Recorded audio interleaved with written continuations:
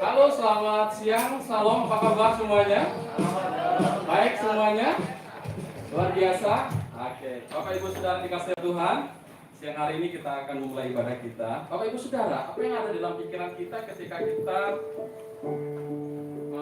melihat KTP? Apa yang ada dalam pikiran kita? Fotonya jelek. Identitas kita ya. Fotonya jelek.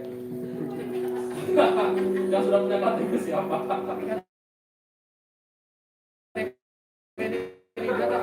Di KTP itu ditulis identitas nama, usia kita, dan kita juga punya identitas di dalam kerajaan Allah. Amin. Kita punya identitas yang benar dari Tuhan karena kita adalah anak Allah. Amin. Kita percaya bahwa apa yang kita lakukan siang hari bersama-sama itu semua adalah anugerah Tuhan. Amin. Bapak Ibu Saudara, bangkit berdiri, katakan sebelah kanannya untuk anak raja. Karena kau punya identitas anak raja. Oke. Yes. Anak raja. Oke. Apapun yang kita mau lakukan siang hari ini itu semuanya untuk kemuliaan nama Tuhan. Amin. Apa yang tidak pernah kita lihat oleh mata, yang tidak pernah timbul dalam hati kita, Tuhan sediakan bagi setiap orang yang mengasihi Dia. Amin. Oke. Haleluya. Sip. Mantap. Yuk.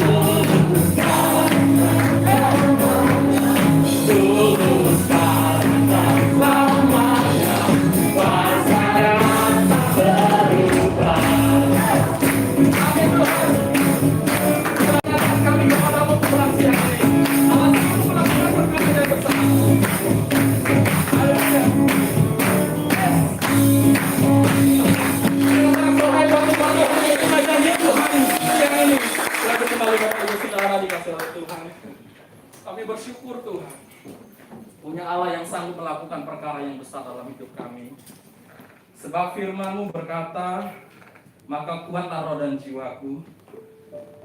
Tangan-Mu yang selalu menantikan. Engkau penolong kami yang setia, Tuhan. Terima kasih Bapa. Kami bersyukur buat siang ini, Tuhan. Engkau baik, Tuhan. Engkau baik. Engkau baik, Tuhan. Kami ada hari ini itu semua oleh karena anugerah-Mu. Terima kasih, Tuhan. Terima kasih, Tuhan.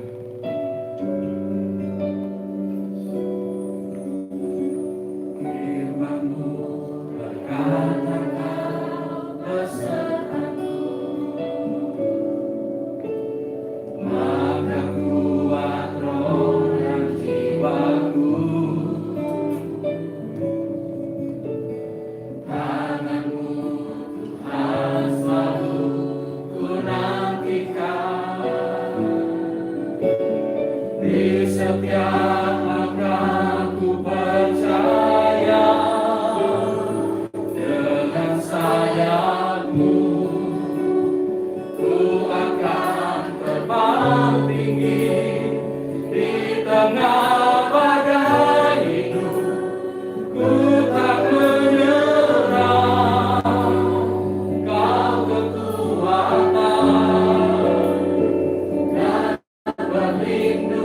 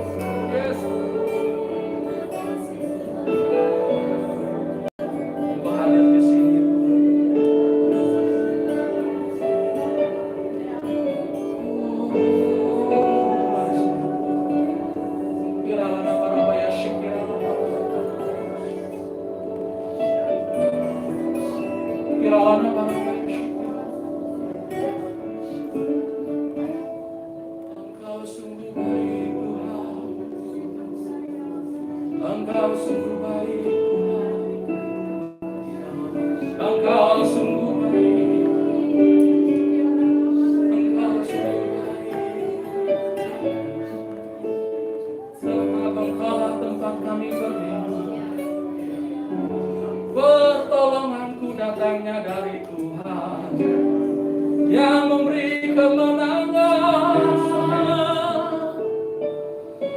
Bersyukurlah kepada Tuhan, sebab Dia baik, sebab Dia baik. Oh, Engkau ajaib Tuhan, Engkau ajaib Tuhan.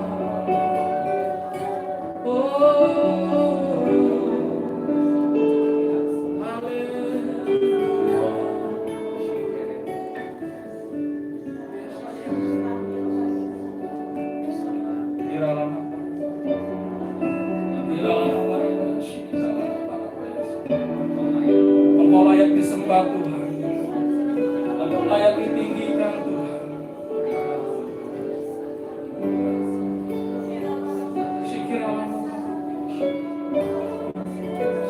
Kami mau berdiam diri di hadirat-Mu Tuhan, menikmati kebaikan-Mu Tuhan.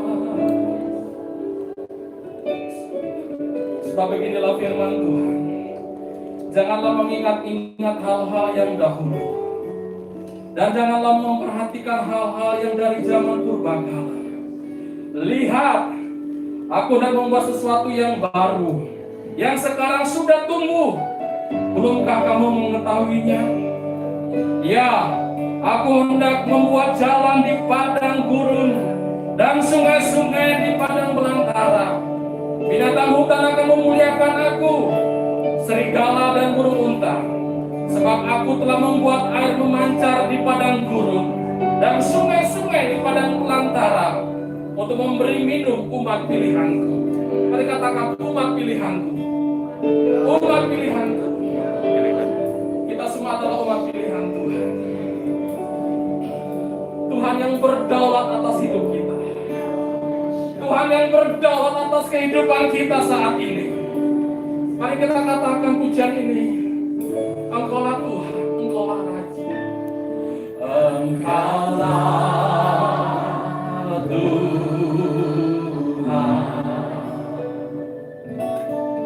Engkaulah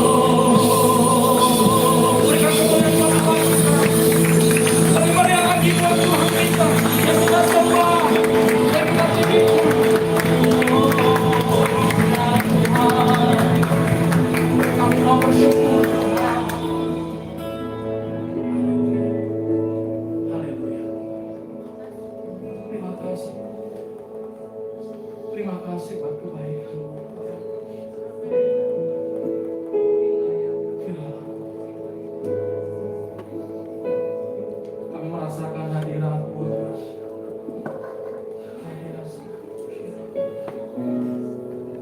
Ku pandang wajah-Mu. Yes. Pertolonganku datang darimu. Pegang tanganku. Jangan lepaskan aku.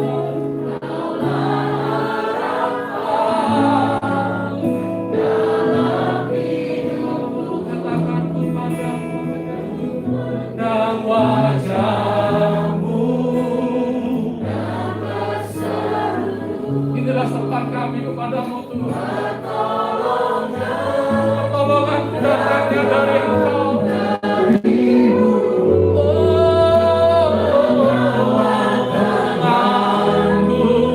Jangan kau lepaskan harapan. Mari katakan lagi, ku pandang wajah-Mu, ku pandang wajah-Mu. Berseru pertolonganku datang darimu Tuhan. Jangan lepaskan harapan. Ya, dengan katakan dengan ikhlas, dengan kepercayaanmu kepada Tuhan, ku pandang wajah-Nya. Hanya Kau Tuhan, berseru pertolonganku datang darimu.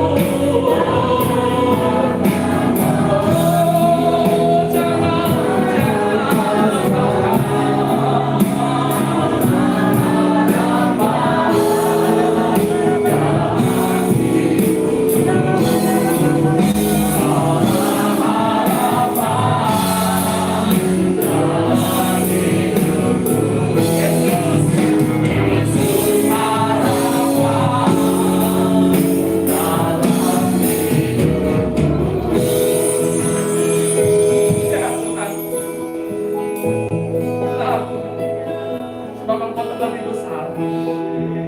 Yes. Haleluya. Yesus. Kiralah nama-Mu. Kiralah nama-Mu. Yesus. Engkau hadir di sini. Hadirat-Mu memenuhi hatiku. Kiralah nama-Mu Yesus. Hanya Engkau yang memuaskan hidup kami. Yes. Kekuatan Baru mengalir di dalam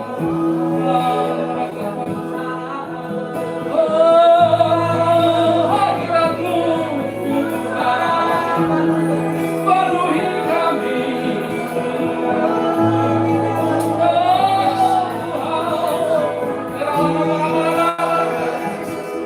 Yesus, nama-Mu yang termulia.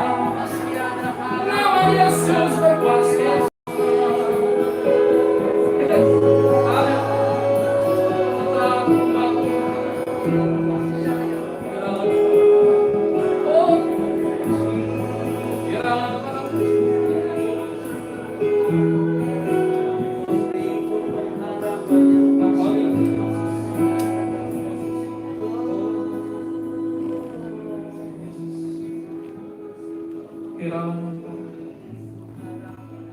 Kiralah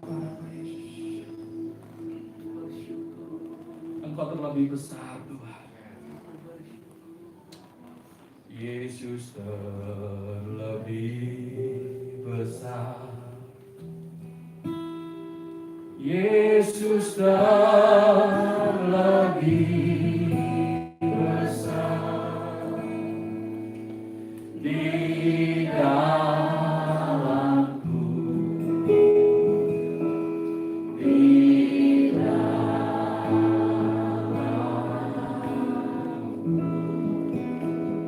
Benar Tuhan.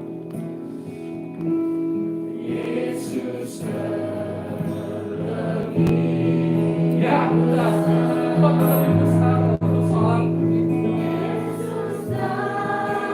lebih besar di dalamku.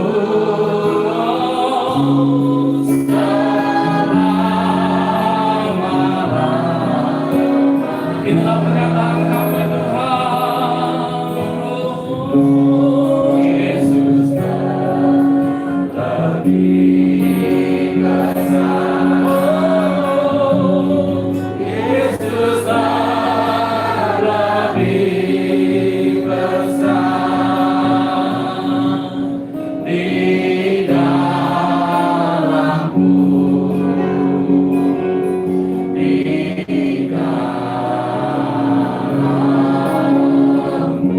Amin Tuhan Yesus. Yesus lebih besar. Tuhan Yesus lebih besar di dalamku.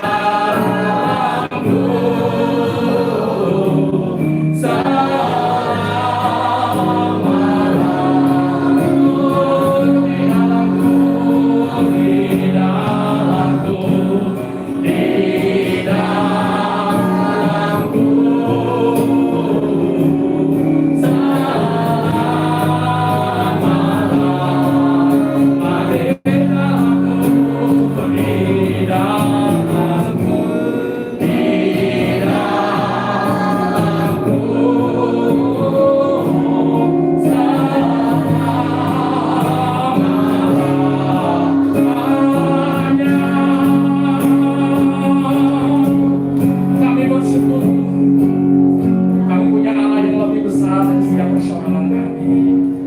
Sebab firman-Mu adalah pelita bagi kaki kami dan terang bagi jalan kami. Kami mau terima firman-Mu siang hari ini dengan penuh sukacita Tuhan. Karena firman-Mu adalah janji buat hidup kami. Firman-Mu untuk menguatkan setiap kami Tuhan. Terima kasih Bapak, kami bersyukur di dalam nama Tuhan Yesus Kristus. Yang siap dengar firman Tuhan katakan sama-sama. Amin. Silakan untuk kembali Bapak Ibu Saudara.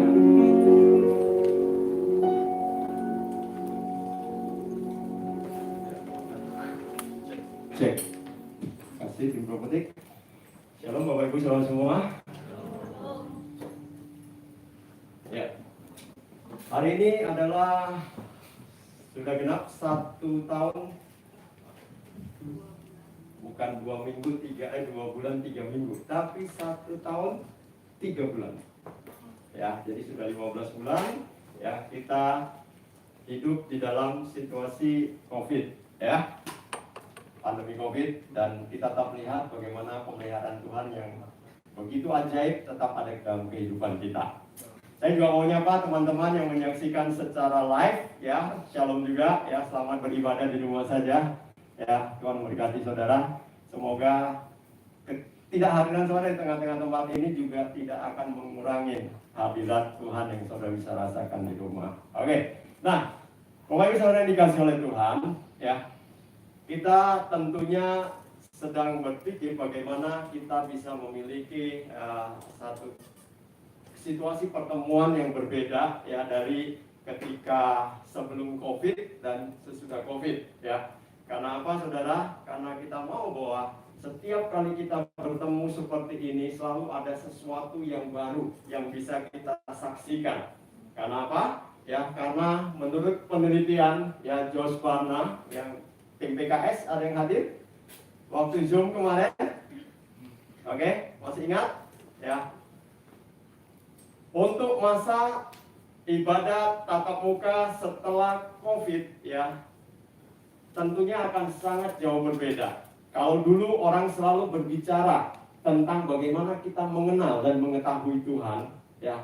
Tetapi, ya, ketika selesai COVID seperti sekarang ini adalah kita tidak hanya berbicara tentang atau mengenal atau mengetahui Tuhan, tetapi kita harus berbicara tentang pengalaman kita bersama-sama dengan Tuhan. Amin. Karena itulah yang akan menjadi kesaksian, yang akan menjadi sesuatu yang menguatkan kita. Ya, firman Allah berkata di dalam 1 Korintus 14 ayat 26 dikatakan apa? Jadi bagaimana saudara-saudara? Apabila kita berkumpul, ya, masing-masing harus bisa menyampaikan, ya. Tiap-tiap orang harus bisa menyampaikan sesuatu. Apakah itu bermazmur, apakah itu pengajaran, apakah itu bahasa roh, menafsirkan bahasa roh, tetapi tujuannya adalah untuk membangun, ya. Jadi setiap kali bertemu, ya, orang-orang harus bisa menceritakan pengalaman mereka bersama-sama dengan Tuhan. Ya, kalau dulu hanya berbicara tentang bagaimana kita mengetahui Tuhan, tapi sekarang kita harus berbicara tentang bagaimana kita mengalami Tuhan di dalam kehidupan kita sehari-hari. Ingat, prinsip ibadah itu, saudara, bukan berbicara tentang pokoknya tiap minggu saudara datang ke gedung ibadah, ya, nyanyi sedikit, pujian sedikit, penyembahan sedikit, persembahan sedikit, dengar firman sedikit, habis itu pulang, say you goodbye dan kata, sudah ibadah? Sudah, ya. Jam berapa? Oh, tadi jam 11.15. Tetapi ya, kita harus mulai merubah konsep pola berpikir kita. Yang namanya ibadah itu pertama adalah kita harus bisa mengalami Tuhan. Ketika kita datang bersama-sama, ketika kita mendengarkan firman Tuhan, kita harus bisa mengalami Tuhan. Kedua, ya, bukan hanya mengalami Tuhan, tetapi kita juga mengalami perubahan di dalam kehidupan kita. Karena firman Allah itu pasti mengubahkan. Mau sistem tunjuk atau rela? Orang Indonesia itu ya sangat-sangat alkitabiah sekali, ya, sangat rendah hati sekali, ya. Kalau datang ibadah duduknya paling belakang. Karena apa? Yang di belakang pasti akan dikedepankan. Bukan ditunjuk. Yang di depan nanti akan dibelakangkan. Jadi Alkitab kan bilang kita di belakang aja, nanti kan dipanggil ke depan, kehormatan. Kalau udah duduk depan suruh ke belakang, malu-maluin, saudara. Ya. Nah, kalau suruh maju juga demikian. Janganlah nanti dikira sombong, ya kan? Pikir positifnya aja, saudara. Oke. Nah, sekarang siapa yang maju ke depan? Nggak ada. Bukan tunjuk aja deh. Oh, Pak Petrus. Pak Petrus nanti aja, nggak asik. Udah tua nggak usah. Nggak tahu suruh khotbah aja nanti. Ya. Oh, dari atas baru ke bawah. Ya. Oke. Tadi Kak Beta bilang tunjuk aja dari belakang katanya, emang belakang ya. Saya memang lagi berpikir untuk meminta dia kesaksian. Siapa yang paling belakang? Esra.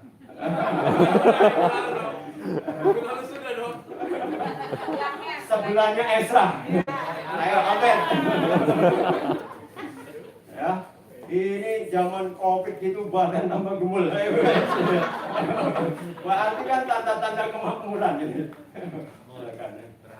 Oke, Ben, kamu bisa ceritakan ya apa yang kamu pelajarin selama 1 tahun 3 bulan ini proses hidup kamu, ya kan? Terus ya hal yang apa aja lah yang kamu bisa bagikan dan bisa menguatkan rekan-rekan yang tempat ini. Pengalaman dengan Tuhan. Oke. Shalom semuanya. Shalom. Untuk selama COVID ini itu saya lebih belajar ke diri saya pribadi. Bukan gimana ya, betul tadi saya takut dikata sombong ya.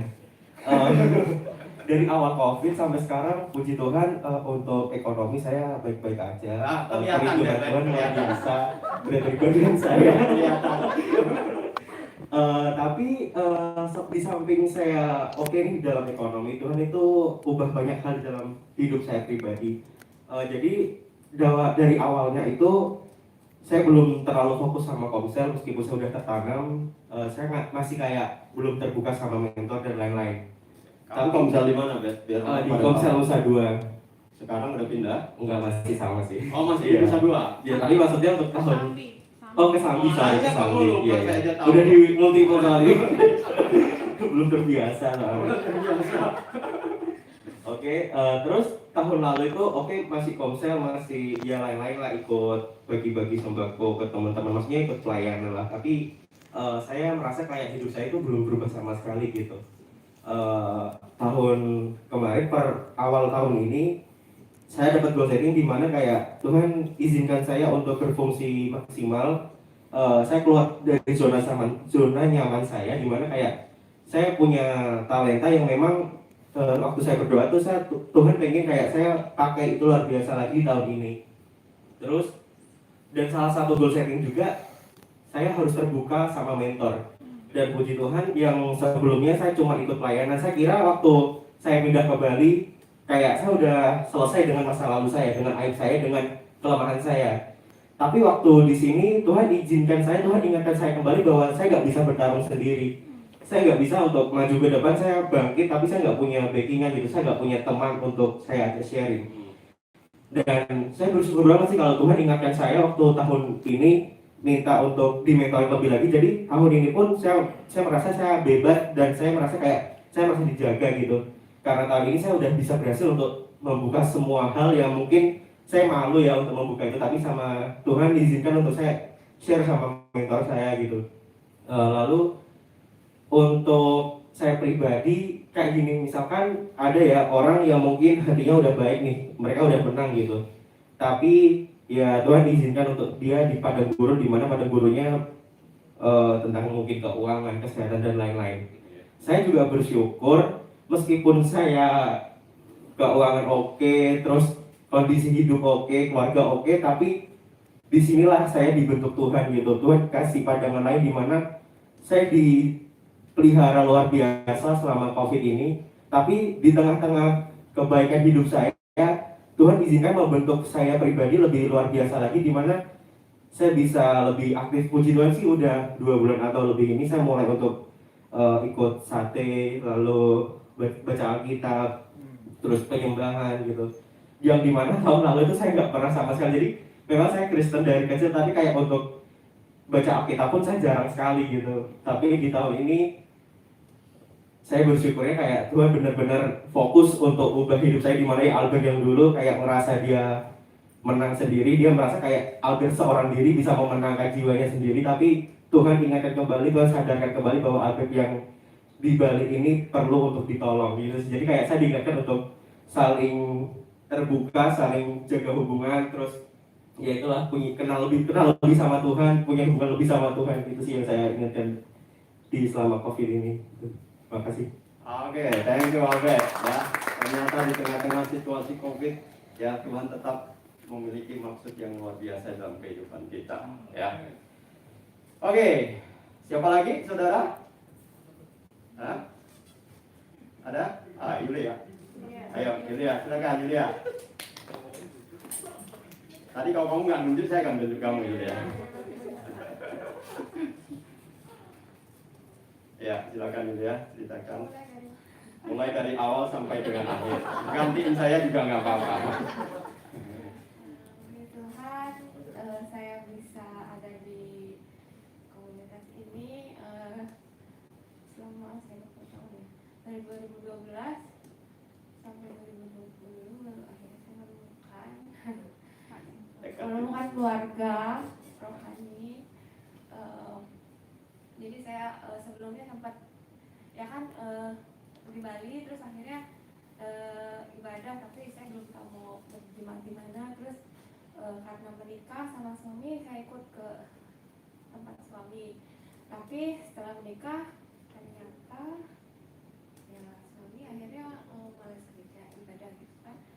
Nah ya saya coba kemana terus yang saya tangkap adalah bukan itu, saya belum menemukan. Jadi akhirnya saya ngikut gitu kemana aja. Jadi saya bingung gitu, ini mau kemana, mau dibawa kemana gitu, saya nggak tahu gitu. Dan semakin kesini ternyata ya itu dia punya karakter yang kerasnya bukan masalah kekerasan fisik, bukan, cuman susah yang untuk dibawa, susah untuk digapai. Jadi ternyata secara hati mungkin belum dipulihkan gitu. Terus sampai akhirnya masuklah ke masa COVID.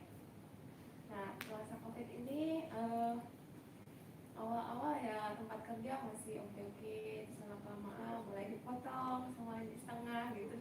Terus mulai keluar yang DW yang kontrak-kontrak keluar semua. Terus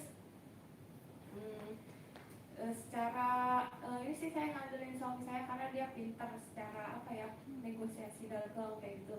Terus saya nggak apa-apa lah gitu ya, walaupun ada kelemahan-kelemahan lainnya gitu. Jadi panjang lah pokoknya ceritanya.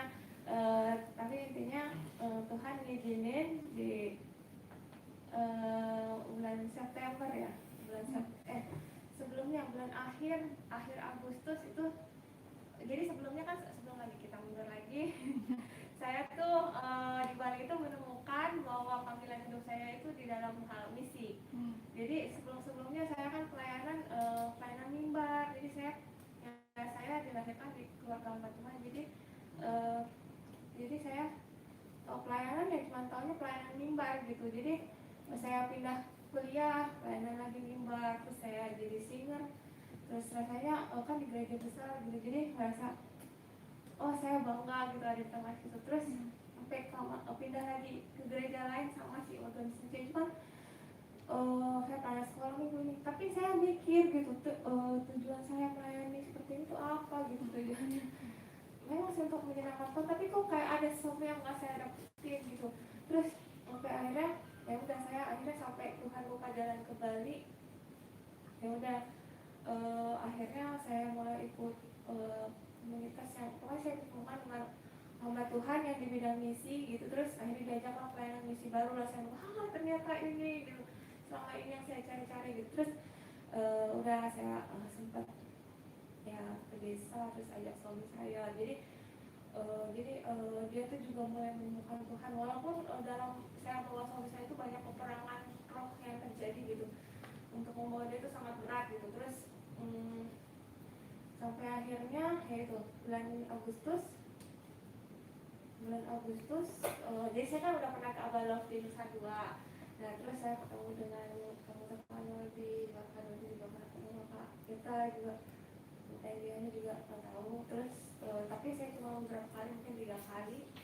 Terus tapi kan saya simpan kontaknya gitu kan, jadi saya suka melihat status ada konser kayak gitu. Terus waktu itu saya posisinya masih ibadah di gereja lain, jadi tapi saya belum berjalan mana-mana. Terus saya kan pernah ibadah ditawarin ayo konser gitu. Tapi kan saya tahunya konsernya pindah-pindah, jadi saya masih berpikir gitu.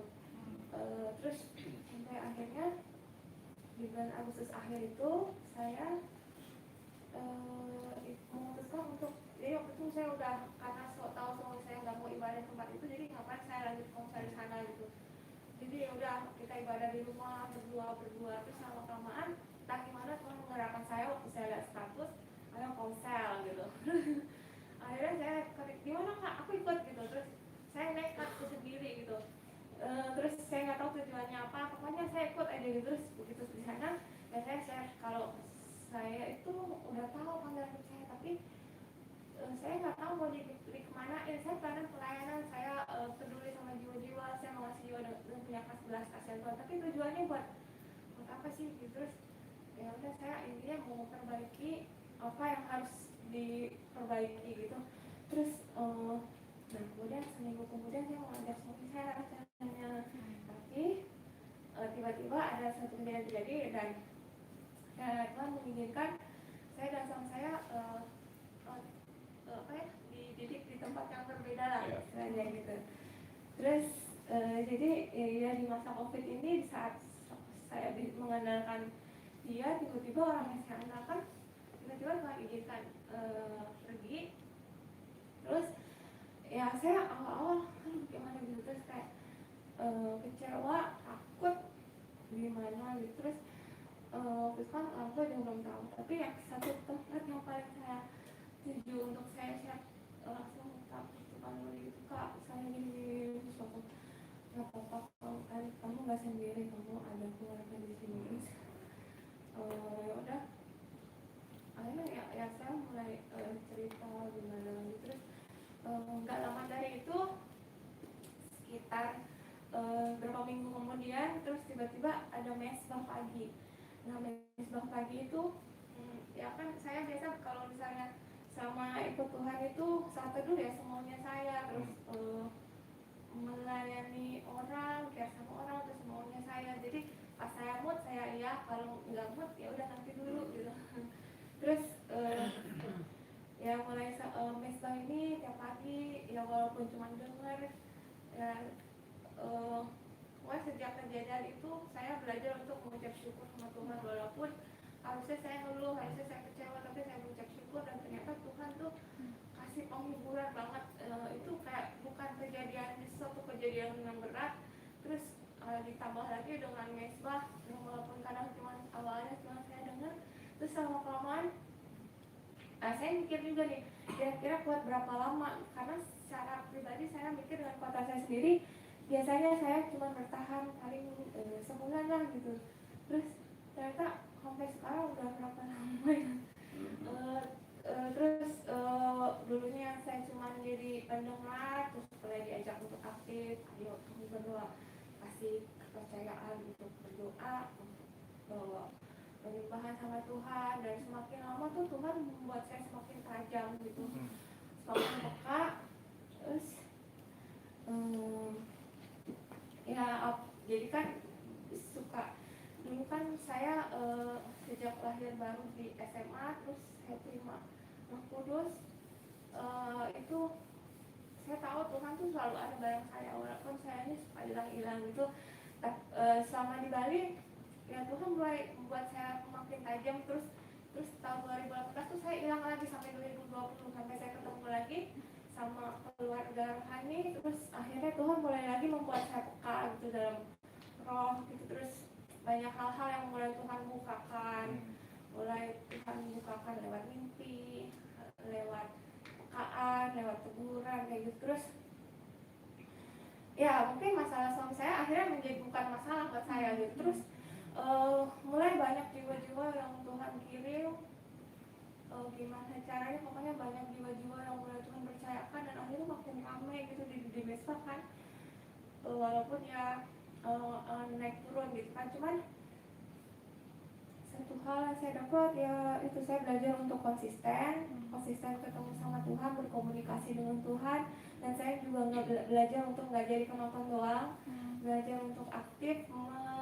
melatih diri untuk lebih peka apa sama suara Tuhan. Terus dan akhir-akhir ini ya mungkin iblis terus coba saya untuk, karena kan semakin banyak jiwa yang dikirim, terus iblis tuh semakin coba untuk melawan cari kelemahan aku tuh apa sih, kelemahan aku apa gitu. Terus ini nggak bisa, sampai suatu hari si iblis tuh teman saya gitu, saya punya kelemahan dalam pikiran. Jadi waktu pas ikut doa tuh saya selalu bilang nggak bisa, jadi saya malu berdoa gitu. Tapi karena semakin dilatih terus saya maju, akhirnya kata-kata yang keluar bukan kata-kata dari kata-kata saya sendiri gitu. Nah terus tiba-tiba ya setelah berapa lama papi saya sakit, ternyata itu yang jadi beban pikiran saya. Terus itu saya mulai terganggu, terus akhirnya mulailah ke asam lambung saya sampai akhirnya sekitar sebulan lebih ini ya iblis selalu pakai itu untuk melawan saya gitu. Jadi setiap saya mikir selalu naik gitu, sampai kayak orang asma kayak gitu. Saya mikirnya awalnya takut COVID, karena kan sebelumnya saya pernah COVID juga, terus nggak sembuh. Terus akhirnya saya diperiksa, ternyata yang utamanya itu penyebabnya adalah asam lambung. Tapi lewat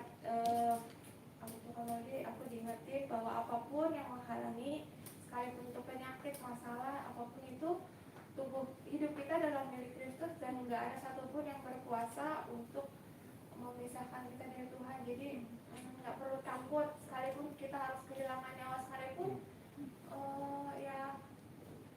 Firman Tuhan bilang jangan takut pada sesuatu yang bisa sekedar nyawa, tapi lebih takutlah pada orang yang pada yang bisa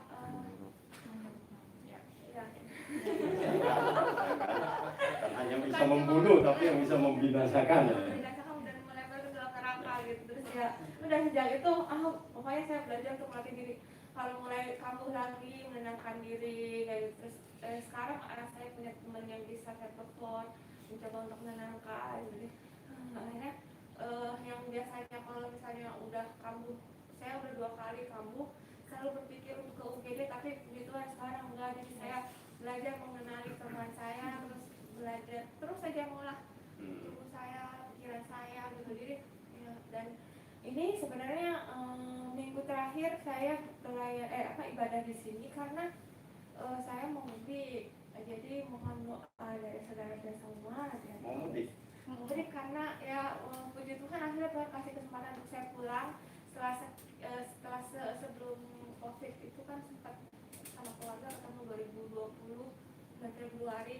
Nah sejak papi sakit itu benar-benar memakan beban saya itu saya memutuskan untuk pulang dan Tuhan yang buka jalan. Jadi selama mungkin 3 minggu sampai 1 bulan dan ini waktunya untuk saya melayani keluarga karena selama ini yang saya rindukan sejak lahir baru itu ingin punya persekutuan dengan keluarga dan itu belum pernah terwujud dari dulu. Nah mungkin waktunya dan Tuhan menghadapi saya di sini, jadi saya akan menggunakan untuk melayani keluarga kita. Ya. Terima kasih Ibu ya. Biasa di tengah-tengah situasi COVID, di tengah-tengah situasi yang tidak mudah di dalam kehidupan Julia, ya kalau tanya situasi dengan suaminya bagaimana, saudara tanya pribadi aja. Ya, yang jelas bukan divorce ya, artinya cerai bukan, tapi ada satu situasi ya yang mereka harus terpisah, ya diasuh, dididik dengan tempat yang berbeda. Mau tahu lebih ya tanya aja saudara, ya jangan tanya saya nggak tahu detail saudara.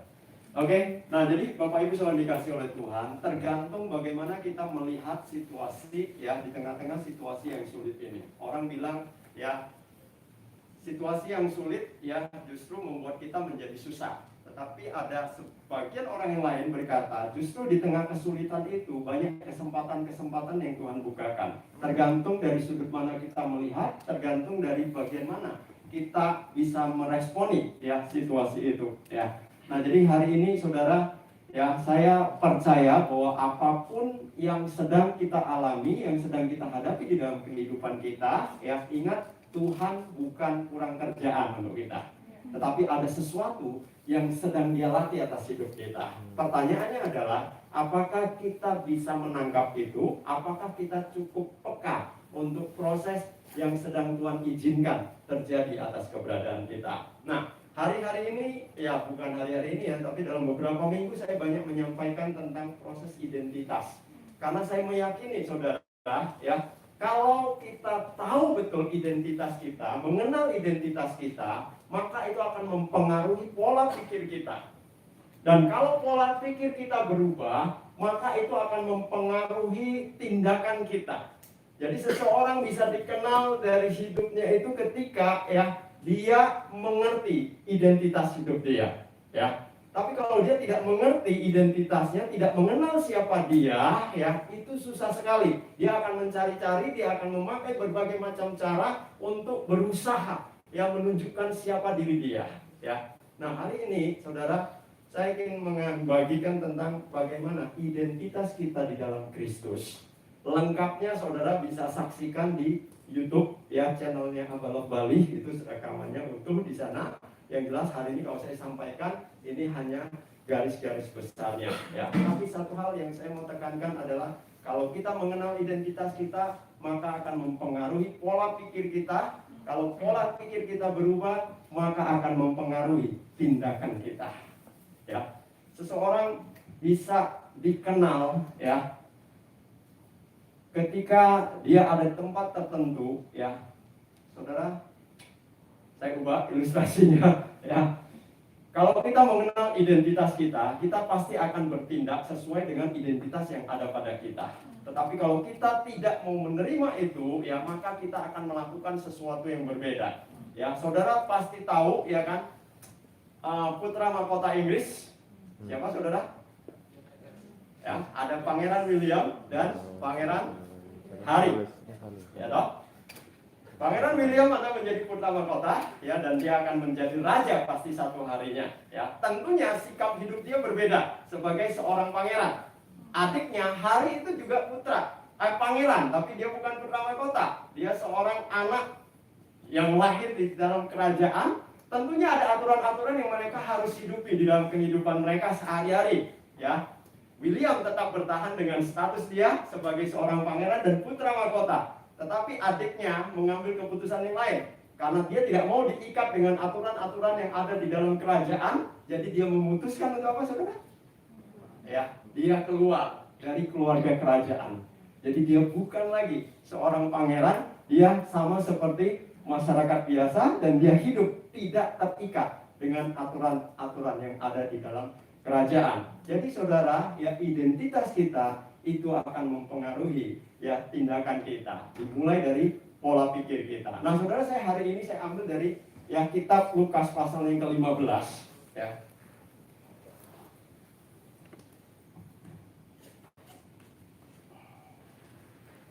Lukas pasal yang ke-15, ayatnya yang ke-11 sampai ayat yang ke-32 itu berbicara tentang perumpamaan anak yang hilang, ya.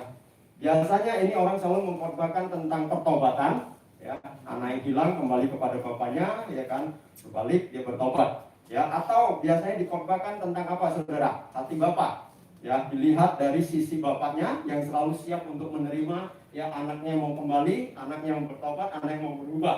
Tangan bapak selalu terbuka, selalu siap untuk menyambut kita. Tapi hari ini saya mau bawa saudara untuk melihat sesuatu yang lain dari proses tentang perumpamaan anak yang hilang. Ya, saudara, ketika anak bungsu, ya, dia meminta warisan dari bapaknya, ya, bagian yang harus diberikan kepada dia, ya, apa yang dia lakukan, saudara, ketika dia menerima itu? Ini anak kualat ini, saudara, anak bungsu. Ya, bapaknya belum mati udah minta warisan, saudara. Ya, sudah dapat warisan, ya, bukannya dipakai untuk dirawat warisan itu untuk modal kerja atau apa, tapi dipakai untuk apa? Berpesta pora, dipakai untuk hidup pura-pura dengan teman-teman yang lain. Itu menggambarkan apa, saudara? Menggambarkan orang yang tidak mengerti, ya, identitas dia. Jadi dia membangun hidup dia, ya, dikenal dari apa? Dari kekayaan dia, dari uangnya dia, mungkin dari kesanggupan dia dengan orang-orang yang ada di sekitar dia, supaya dia diakui, supaya dia disayangi, ya, dan supaya dia diterima, saudara. Tapi apa yang terjadi? Ketika semua itu habis, saudara, ya, tidak ada satu orang pun yang ada di dekat dia. Semua meninggalkan dia, ya. Bahkan dia jatuh miskin, bangkrut, sampai dia menjadi orang yang bekerja di peternakan babi, mau makan ampas babi, ampas makanan babi aja dia tidak dikasih, saudara. Tapi di dalam titik seperti itu, dia kembali kepada bapaknya. Saudara, mungkin di dalam kehidupan kita kadang Tuhan izinkan ada situasi-situasi yang sulit terjadi, ya, dengan maksud supaya kita kembali kepada Dia, ya. Kita tahu bahwa COVID selama 1 tahun lebih ini, ya, khususnya ketika awal-awal COVID, bagaimana orang-orang demikian ketakutan, demikian khawatir hidupnya, ya. Uang sudah tidak punya arti apa-apa lagi, orang punya kekayaan juga nggak bisa mengatasi COVID, orang punya kepintaran juga tidak bisa mengatasi COVID, ya. Semua yang selama ini menjadi andalan hidup mereka, ya, itu tidak berguna. Dan pada saat seperti itu orang mulai mencari Tuhan, ya. Orang mulai teringat kepada Tuhan, karena pengharapan satu-satunya itu hanya ada di atas, mereka katakan. Ya, kenapa? Semua udah tidak bisa memberi pengharapan. Dokter nggak bisa, ya, pengetahuan nggak bisa, kepintaran, kecerdasan nggak bisa, ya. Cuman kembali aja kepada Tuhan. Di dalam hidup kita juga seperti itu, saudara. Ada situasi-situasi Tuhan izinkan, ya, terjadi supaya kita ingat kembali kepada Tuhan. Kalau kita pekah, ya. Tadi Yulia cerita di tengah-tengah situasi sulit justru membawa dia untuk dia kembali lagi, untuk semakin peka lagi untuk mendengar apa yang Tuhan mau, ya. Di tengah-tengah situasi COVID, ya, bagi Albert mungkin secara keuangan, ya, tidak menjadi masalah, ya, tapi ada hal-hal yang lain ketika dia coba peka, bertanya apa yang menjadi maunya Tuhan, dan Tuhan mulai rubah hatinya, saudara. Dan saya percaya saudara-saudara di tempat ini tentunya punya pengalaman, punya situasi yang berbeda. Tetapi percayalah, kesulitan apapun yang kita hadapi, saya katakan bukan karena Tuhan kurang kerjaan, bukan karena Tuhan ya kan tidak mengasihi kita, tapi karena Tuhan sedang melatih kita. Ya, saya punya anak 2. Ya, kalau saya mengasihi mereka, tentunya ketika mereka melakukan sesuatu yang salah, saya akan mendidik, saya akan mendisiplin mereka. Bagi mereka mungkin tidak enak, ya. Tetapi kita tahu, kita sedang ingin yang terbaik terjadi atas kehidupan dia. Bagi kita mungkin tidak enak, karena Tuhan sedang membentuk kita. Tetapi Tuhan tahu nggak yang terbaik bagi kita. Terkadang kita ingin melangkahi Tuhan. Kita merasa kita lebih tahu daripada Tuhan. Lalu kita coba untuk memanage sendiri kehidupan kita sedemikian rupa. Tapi terbukti ya tidak akan pernah berhasil. Selalu gagal. Nah, mau apapun itu saudara. Tapi kembali kita pada Tuhan, sama seperti anak bungsu tadi. Ketika dia datang, ya dia kembali kepada bapaknya. Ya, bapaknya menyambut dia dengan tangan terbuka. Ya, dan apa yang dilakukan oleh bapaknya, saudara? Di dalam Lukas 15 ayat yang ke-22. Ya. Tetapi ayah itu berkata kepada hamba-hambanya, lekaslah bawa kemari jubah yang terbaik. Pakaikanlah itu kepadanya dan kenakanlah cincin pada jarinya dan sepatu pada kakinya. Saudara, ketika kita mau kembali, ya Tuhan selalu menyambut kita dengan tangan terbuka. Tuhan tidak pernah menolak kita. Yang seringkali terjadi adalah kita yang meninggalkan Tuhan. Bukan Tuhan yang menolak kita, kita yang meninggalkan Tuhan. Ketika kita mau kembali kepada Tuhan, sama seperti anak bungsu ini, maka Tuhan akan memberikan sesuatu yang jelas di dalam kehidupan kita. Bapak yang berkata kepada hamba-hambanya, pakaikanlah baju yang terbaik. Saudara, baju itu adalah menggambarkan tentang identitas seseorang. Bagaimana cara kita bisa membedakan, ya, yang mana polisi, mana tentara, mana dokter? Ya, kalau dia pakai pakaian biasa seperti ini, saudara tidak tahu. Duduk di sini pakaian seperti ini, saudara nggak kenal. Ya, mana yang dokter, mana yang tentara, mana yang polisi. Tetapi kalau mereka, ya kan, dengan pakaian dinas mereka, uniformnya mereka, saudara akan dengan gampang sekali mengenal mereka. Ya, dokter bajunya apa? Putih. Segini, ya. Terus ada stetoskopnya, bukan teleskop, saudara. Ya toh? Oh, langsung udah tahu dia dokter. Ya. Tentara, oh tentara biasanya bajunya loreng, kalau enggak baju hijau, ya kan? Topinya, ya kalau dia prajurit pasti topinya helm, saudara. Tapi kalau dia sudah perwira, ya topinya itu agak, ya bisa baret, ya kan? Kalau dia tentara ini, ya, baret, saudara tahu ya baret ya? Ya topi yang agak miring gitu, saudara, ya. Tapi kalau dia polisi, ya bajunya coklat, ya celananya coklat tua, ya lalu topinya agak segi 5, saudara, 5. Nah, jadi dari bajunya, dari uniformnya kita bisa tahu identitasnya. Ketika anak ini, ya dia datang kepada bapaknya dengan pakaian mungkin compang-camping, karena dia sudah tidak memiliki apa-apa lagi, kerja di peternakan, ya peternakan babi lagi, saudara, ya. Mungkin pakainya compang-camping, dekil, ya kan, tidak terawat, ya. Orang kalau lihat dia, mungkin orang kenalnya ini adalah pengemis, mungkin orang kenalnya ini adalah gelandangan, mungkin orang kenal dia sebagai seorang peminta-minta. Karena dari apa? Dari penampilannya, dari apa yang dia pakai, saudara, ya. Tapi bapaknya memberikan baju yang terbaik, saudara. Identitas dia berubah. Yang tadinya orang kenal dia mungkin sebagai seorang pengemis tadi, tapi ketika dia digunakan, dipakaikan pakaian yang bagus, yang indah.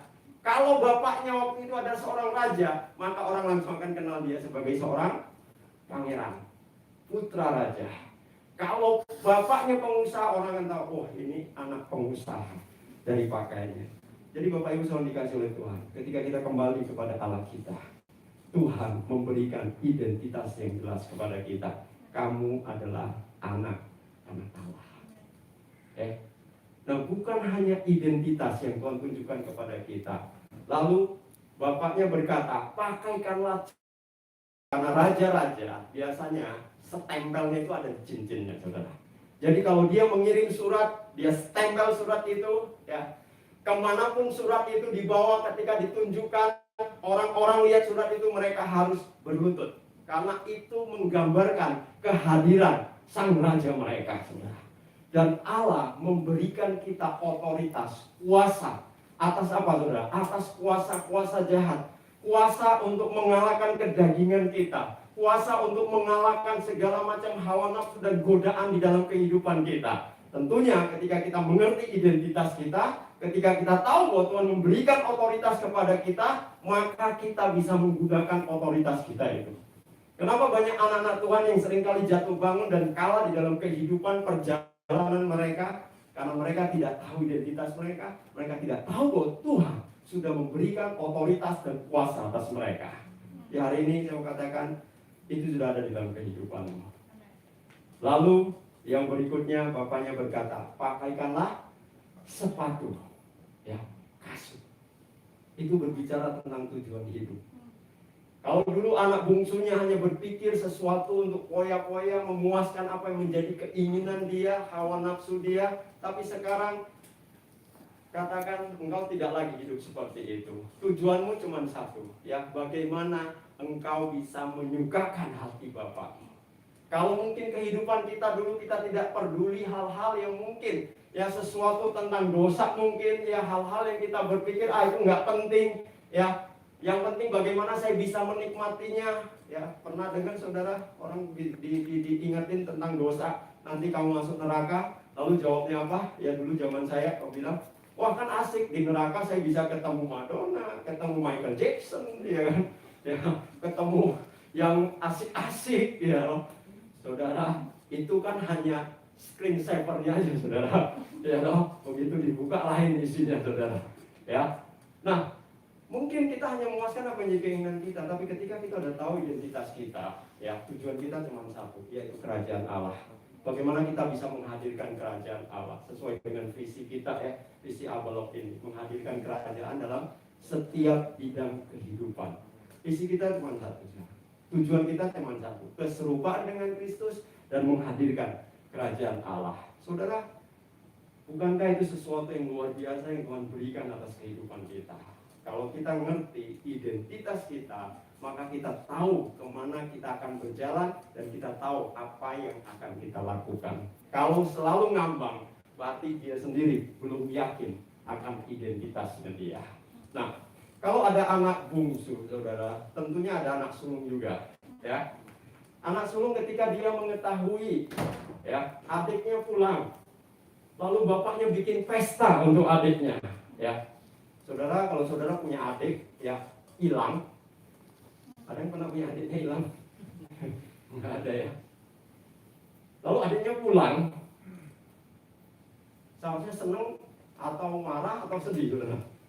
Seharusnya sebagai kakak yang baik, dia akan senang sekali, ya, karena saudaranya yang hilang nggak tahu kemana, nggak ada kabar juntrungnya, sekarang sudah kembali lagi. Terlepas dari situasinya seperti apapun, dia pasti akan senang karena adiknya pulang, saudara. Tapi kakak sulung di sini berbeda, saudara, ya. Ketika dia tahu, ya, adiknya pulang dan dibuat pesta oleh bapaknya, ya, ayat 28 dikatakan, maka marahlah anak sulung itu dan tidak mau masuk. Ya. Bapaknya bikin pesta untuk adiknya, dia nggak mau masuk, marah-marah di luar, saudara, ya. Emosional, emosi, ya. Dia bilang apa? Tetapi ia menjawab ayahnya, katanya, ayat yang ke-29, telah bertahun-tahun aku melayani Bapa dan belum pernah aku melanggar perintah Bapa. Tetapi kepadaku belum pernah Bapa memberikan seekor anak kambing untuk bersuka cita dengan sahabat-sahabatku. Ya. Saudara, sangat menyedihkan sekali, ya, pernyataan yang dikeluarkan oleh kakak sulung ini, saudara. Dia katakan, Bapak sudah bertahun-tahun, ya, saya kerja keras di rumah ini, saya melakukan segala hal untuk Bapak, tapi saya belum pernah dikasihkan anak kambing untuk saya bisa berpesta dengan teman-teman saya. Saudara, ini gambaran dari orang yang tidak mengerti, ya, identitas dia. Mungkin kita bisa melayani Tuhan bertahun-tahun, saudara. Kita bisa aktif melakukan ini dan melakukan itu. Mungkin ya kita sudah Kristen dari semenjak brojolnya, saudara.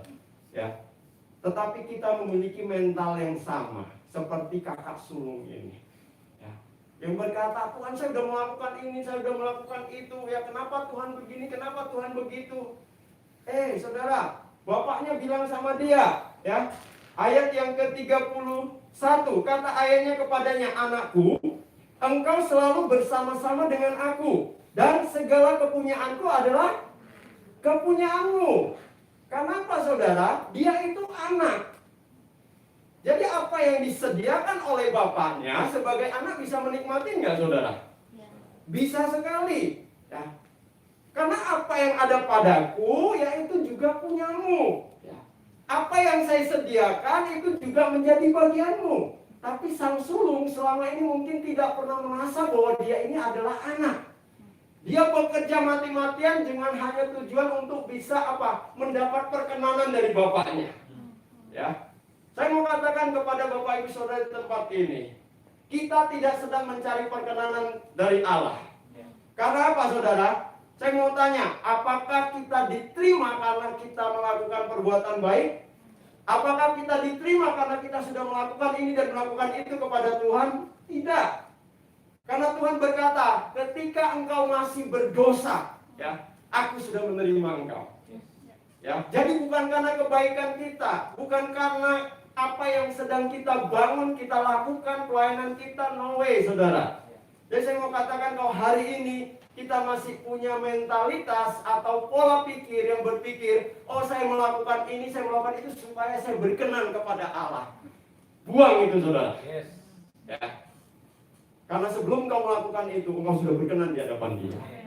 Lalu pertanyaannya, kenapa Kak kami harus melakukan ini? Kami harus baca firman, kami harus merenungkan firman, kami harus melayani jiwa-jiwa, kami harus saat teduh, kami harus membangun hubungan dengan Tuhan. Saudara, saya mau katakan, kalau kita melakukan itu adalah ekspresi kasih kita kepada Dia. Ya. Rasa syukur kita oleh karena apa? Kita sudah diterima oleh Dia. Rasa syukur kita karena kita sudah diangkat menjadi anak oleh Dia, saudara. Lalu kita melakukan itu sebagai ekspresi Tuhan, betapa aku bersyukur. Seharusnya saya terhilang, seharusnya saya binasa, seharusnya saya tidak layak. Tapi hari ini Tuhan, Engkau telah menerima saya, Engkau telah melayakkan saya, bahkan Engkau menjanjikan hal-hal yang luar biasa dalam hidup saya. Dan saya lakukan semua ini oleh karena saya mengasihi Engkau Tuhan. Jadi bukan mencari perkenan Allah. Ya, kalau kita berpikir mencari perkenan Allah, kita akan kecewa nanti. Ya. Ketika ada kesulitan terjadi, ada kegagalan terjadi dalam kehidupan kita, maka kita akan mulai menyalahkan Tuhan.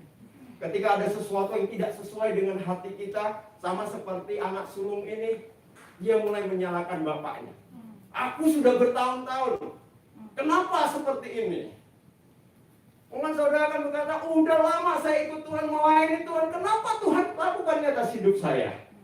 Ya. Tapi kalau kita mengerti identitas kita, Tuhan, terima kasih. Kalau Tuhan lakukan ini atas hidup saya tahu Engkau sedang melatih saya.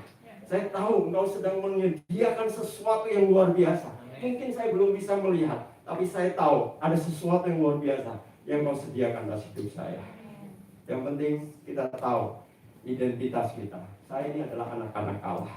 Kalau kita ini anak, ya, Roma 8 ayat 17 berkata, kita ini juga adalah ahli-ahli waris dari janji-janjinya Allah.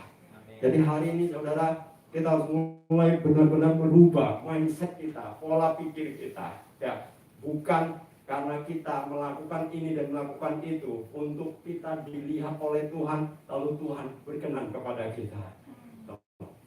Ya, kamu sudah diterima oleh Tuhan apa adanya. Dan itu yang menjadi kekuatan kita, saudara. Jadi hari ini apapun yang kamu lakukan dan kerjakan, karena kamu tahu kamu sedang ingin menyatakan kasihmu kepada Dia. Amin, saudara. Ya, jadi saya mau setiap kita memiliki pola pikir yang benar-benar berubah.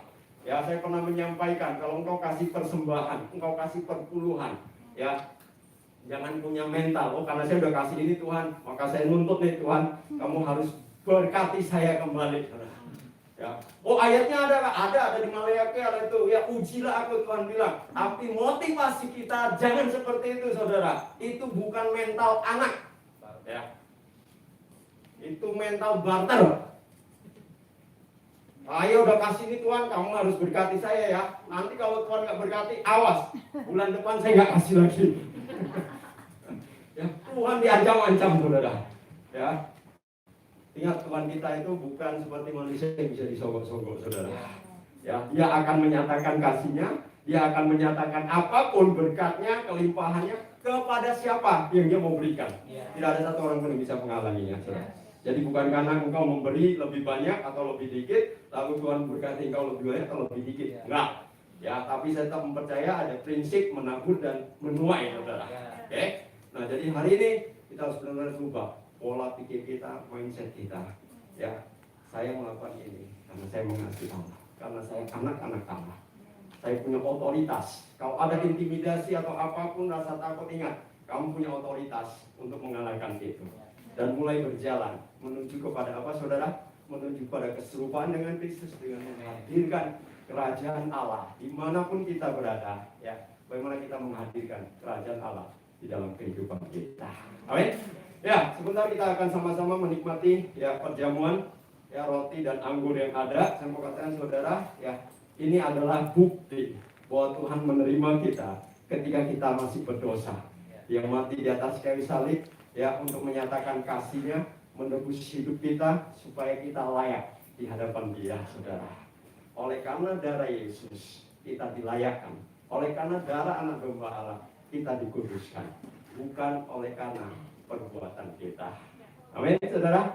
Oke, mari kita siapkan hati kita. Kita mau menikmati roti dan anggur yang adalah tubuh dan darah Yesus.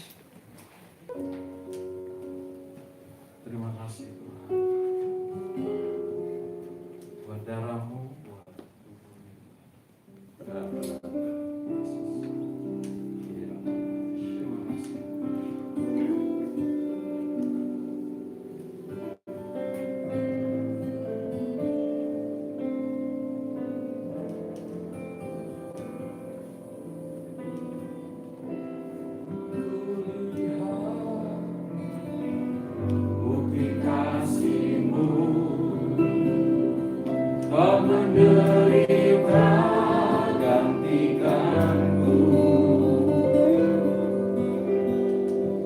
Dengan darah-Mu Kau selamatkanku, diriku hidup menyenangkan-Mu. Telah kulihat bukti kasih-Mu, Kau menerima gantikan-Ku. Dengan darah-Mu Kau selamatkan-Mu, hidupku hidup menyenangkan-Mu. Terlalu besar kasih-Mu Bapa, pengorbanan yang Kau berikan bagiku. Terlalu mahal darah-Mu Yesus, tercurah untuk menebus segala dosa-Mu. Terlalu besar kasih-Mu Bapa, pengorbanan yang Kau berikan bagiku. Terlalu mahal darah-Mu Yesus, tercurah untuk menebus hidupku. Mari kita angkat roti di tangan kanan kita. Kami mengucap syukur buat tubuh-Mu, Tuhan. Tubuh yang telah terpecah-pecah bagi kami. yang telah dikorbankan di atas kayu salib menjadi korban tebusan atas hidup kami. Kami mengucap syukur oleh karena pengorbanan-Mu. Hari ini kami dilayakkan di hadapan-Mu. Kami yang tadi terhilang tetapi sudah ditemukan. Hari ini kami tahu bahwa kami adalah anak-anak-Mu, anak-anak Allah yang memiliki hak waris untuk setiap janji-janji-Mu. Terima kasih ya Bapa. Biarlah ketika kami makan daripada tubuh-Mu ini mengingatkan kami senantiasa bahwa status identitas yang telah Engkau berikan di dalam hidup kami tidak akan pernah bisa digantikan dengan hal yang lain. Kami adalah anak-anak. Mari kita makan dengan iman di dalam nama Tuhan Yesus.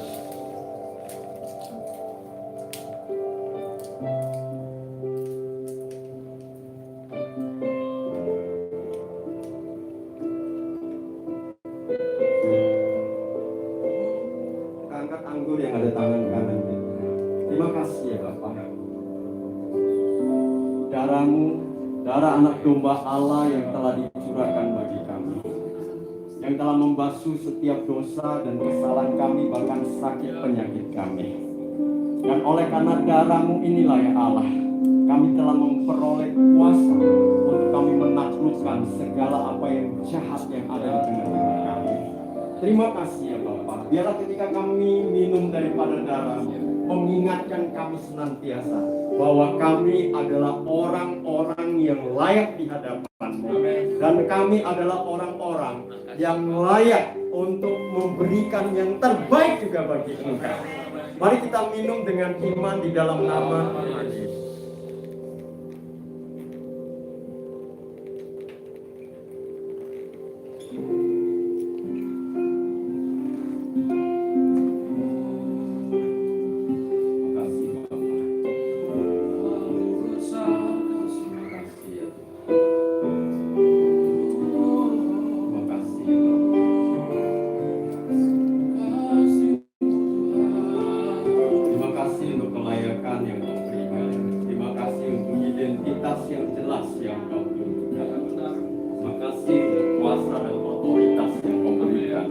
Terima kasih untuk tujuan hidup yang jelas yang Engkau juga tunjukkan. Kami mengucap syukur Tuhan. Biarlah kami mau tetap hidup di dalam apa yang sudah Allah berikan atas keberadaan kami.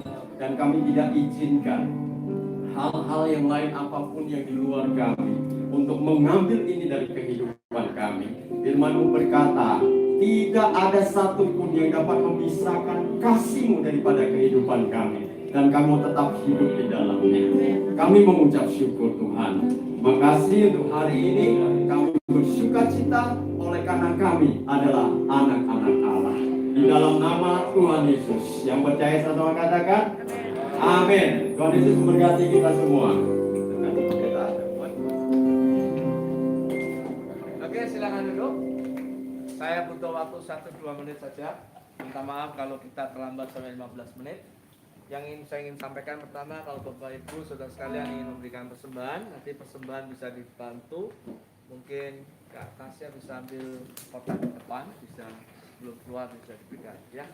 Yang kedua, saya ingin mengingatkan ini adalah ibadah kedua kali kita secara onsite.